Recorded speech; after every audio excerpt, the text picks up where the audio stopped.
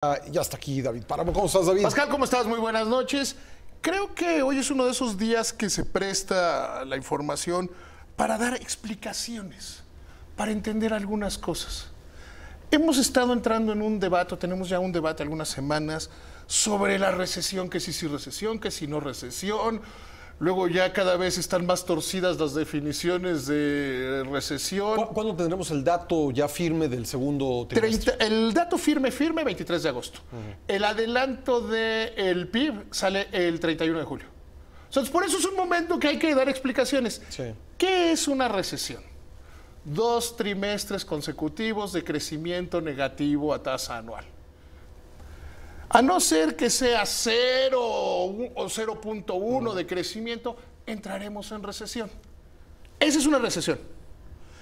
¿Hace cuánto que no tenemos una recesión? Desde los 3 primeros trimestres de 2009. A partir del último trimestre de 2009 hasta diciembre del año pasado, crecimos consecutivamente a tasa anual. No, de hecho, Peña Nieto es el primer presidente en la historia moderna del país, y moderna me refiero a finales de los 60 para acá, que no tuvo una contracción por lo menos en un trimestre durante su administración. Esos son hechos. O sea, aquí quiero quitarle la carga ideológica primero. Segundo, si entramos en recesión mañana digo en mi columna que si es el fin del mundo, no lo es. Porque y quienes lo suman a qué es una recesión o qué es una recesión, le ponen una gran cantidad de elementos. Que eso yo creo que más bien va con la definición de una crisis económica. Depreciación fuerte del tipo de cambio. No tenemos y no vamos a tener una depreciación fuerte del tipo de cambio. Por la debilidad del dólar y por las altas tasas de interés. Y porque 7 de cada 10 pesos que se operan en México, de operaciones de pesos, son fuera de México. El peso es la 6ª moneda global más popular del mundo. Entonces, 7 de cada 10 operaciones no pasan por México.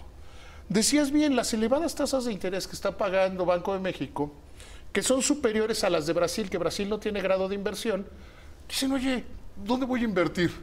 ¿Bonos del gobierno mexicano o bonos de Brasil? Por decirte algo, o de Turquía o de Grecia, o de países de similar grado de desarrollo, o de Rusia, o de India. Pues mejor me voy o sea, el que está pagando más es el peso mexicano. Eso fortalece 2 cosas. El nivel de tipo de cambio, también la debilidad del dólar frente a todas las monedas. Entonces, eso hace que el tipo de cambio no se pierda y que no vaya a cambiar esta situación. Fue lo que explicó que a pesar del cambio de régimen hace un año, el tipo de cambio se moviera tranquilo. Punto número 2. La inflación, si bien está en 3.9, está controlada, que es el segundo factor. Una crisis es que la inflación se descontrola. O que hay una muy fuerte alza en la inflación. 3.9 está dentro del rango de Banco de México. No es como dicen algunos fanáticos de la 4T, que es la más baja de la historia. No es cierto. La inflación más baja desde que se tiene registro en la historia de este país fue diciembre de 2015, que fue 2.1%. Es la inflación más baja de la historia. De hecho, el promedio del gobierno de Peña Nieto, a pesar de los últimos 2 años, es menor al 4%. Entonces hay que ir poniendo esas cosas para entenderlo. ¿Qué otra cosa genera una crisis? Pérdida de control en las finanzas públicas. Ha sido claro este gobierno desde que ganó la elección que mantienen el orden en las finanzas públicas. Superávit del 1% del Producto Interno Bruto, disminución de la deuda en términos reales, aumento en la recaudación. O sea, entonces, ahí tampoco. ¿Dónde hay otros factores que sí podrían hablarte de problemas económicos? 1, caída en el empleo. Ya el último dato que conocemos es una disminución del empleo de 14,000 empleos. E incluso si tú ves la gráfica, viene cayendo la creación de empleos y el número de afiliados al Seguro Social. Punto número 2, una menor actividad, caída en la actividad crediticia. No ha caído en la actividad crediticia, ha disminuido mucho. Ya hay caídas en la inversión y en el consumo. Y actividad industrial. O sea, sí, a inversión me refiero a actividad industrial. Sí. O sea, ahí ya hay caídas. Entonces, eso sería una crisis. Cuando la mayoría de los factores secundarios que acabo de decir se cumplan, estaríamos en crisis. Decir que, bueno, es normal. Decía ayer Arturo Herrera, el secretario de Hacienda, ¿son normales los periodos? Sí, son normales. Porque además eso Lo explican incluso hasta las filosofías, ¿no? Que lo que está lleno tiende a vaciarse y lo que está vacío tiende a llenarse. No puede haber un periodo infinito de expansión económica. No hay periodos infinitos. O algunos países que han tenido periodos larguísimos de expansiones económicas es China. Que todo el mundo dice, es que China ya nada más está creciendo al 6.2%. Entre más atrasado sea un país, son mayores sus tasas de crecimiento cuando están creciendo. Claro. O sea, Estados Unidos, si crece al 2%, le está yendo súper bien. Entonces, alguien que lo ve de fuera dice, pero China crece mucho más. Porque hay quien dice, es que Bolivia está creciendo mucho. Quitémosle la parte de que es un narcoestado. La pobreza, o sea, tienes que crecer mucho. Es mucho más fácil crecer cuando vienes de tasas más bajas. Déjame hacer el símil. Alguien se pone a dieta. Pues los primeros kilos son facilísimos de bajar. Ya los últimos para llegar al peso ideal, o los deportes, pero los boxeadores que luego no pueden dar el peso y dicen, ¿de veras no pueden bajar 300 gramos? Pues no, porque ya bajaron muchísimo. Así es como funciona. Entonces lo que tenemos que hacer es, ¿vamos a entrar en recesión? Sí. Se equivocan quienes tratan de negar o quienes se meten en semántica o quienes descalifican diciendo que no vamos a entrar en recesión. Todos ellos se equivocan. Pero se equivocan también los que en el otro lado dicen, no, es que ya. Crisis, esto es una crisis. No lo es. Lo que hay que esperar es qué medidas toma el gobierno para enfrentar la caída en la economía. Te diría, cuando se da la última caída en la historia de este país, en la economía mexicana, 2009 es por la crisis financiera internacional, el gobierno del presidente Calderón tomó una serie de medidas que parecían muy raras. Muy raras, aumentar los impuestos. Todo el mundo decía, es que esto va contra el ciclo económico. Fuimos el primer país que superó la crisis financiera de todo el mundo, siendo una crisis financiera global.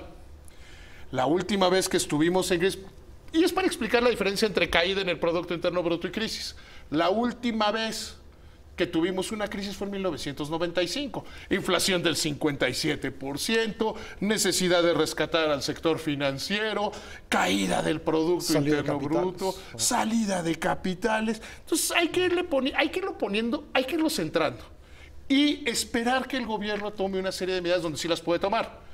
Las guerras comerciales de Estados Unidos contra el mundo, esas no puede hacer nada México.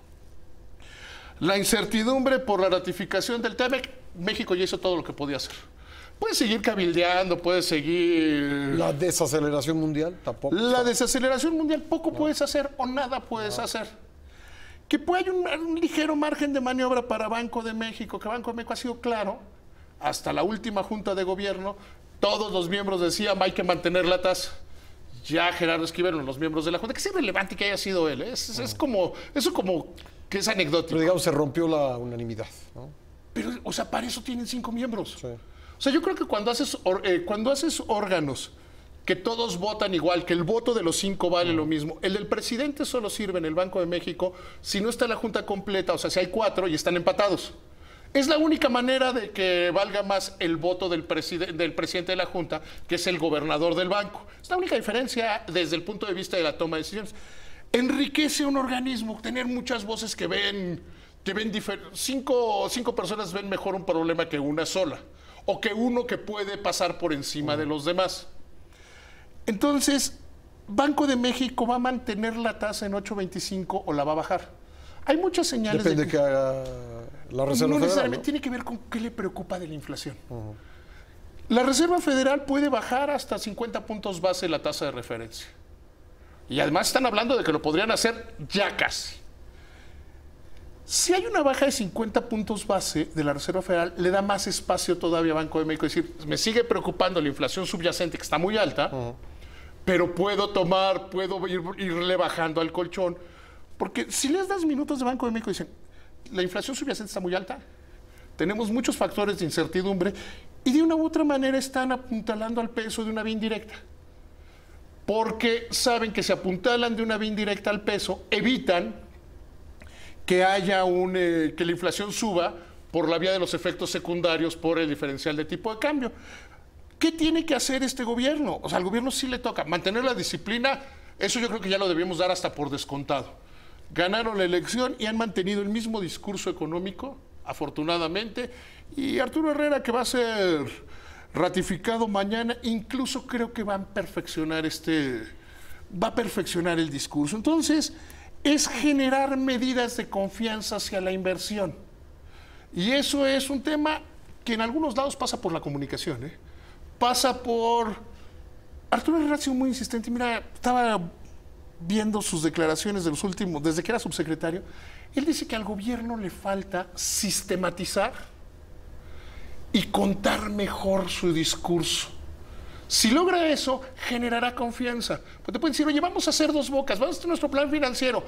Pero si me oyes completo, le bajas al fanatismo y eso baja la incertidumbre. Esa es una de las cosas que tienen que hacer y ojalá lo hagan, porque si no, 2 trimestres consecutivos de crecimiento en la economía se les pueden convertir en una crisis cuando de suyo no está bien, pero tampoco es tan grave haber entrado en recesión. Pascal, muy buenas David, noches. Gracias, buenas noches.